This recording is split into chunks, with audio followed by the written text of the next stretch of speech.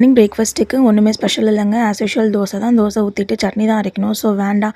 மதியம் லஞ்சுக்கு முருங்கை சாம்பார் வைக்கலான்னு பிளான் பண்ணியிருந்தேன். அதையும் கொஞ்சம் பிஃபோராக வச்சிடலாம் ரெடி பண்ணிட்டு இருந்தேன். பயிரை வந்து கழுவி வச்சுட்டு வெங்காய தக்காளிலாம் கட் பண்ணி பூண்டு எல்லாம் போட்டு வேக வச்சுட்டேன். ஒன் சைடு அப்படியே அரிசியும் கழுவி அடுப்பில் வச்சுட்டு இருந்தேன்.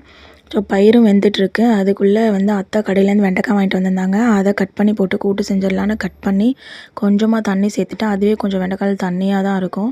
ஸோ வெங்காயம் தக்காளி பச்சை மிளகாய் கொஞ்சம் மஞ்சத்தூள் கொஞ்சம் குழம்புத்தூள் எல்லாம் சேர்த்து அதையும் ஒன் சைடு வேக வச்சுட்டேன். இது வந்து ஃபுல்லாக வெந்ததுக்கப்புறம் ஒரு முட்டை உடச்சி சேர்த்தோம்னா இந்த வெண்டைக்காய் கூட்டு ரொம்ப டேஸ்ட்டாக இருக்கும். நீங்களும் ட்ரை பண்ணி பாருங்கள்.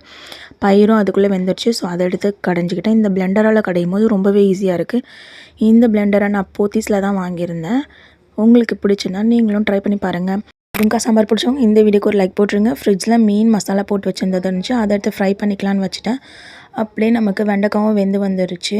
சூப்பராக இருக்கும். இதை நீங்களும் ட்ரை பண்ணி பாருங்கள். நெக்ஸ்ட் vlogல பார்க்கலாம். பாய்.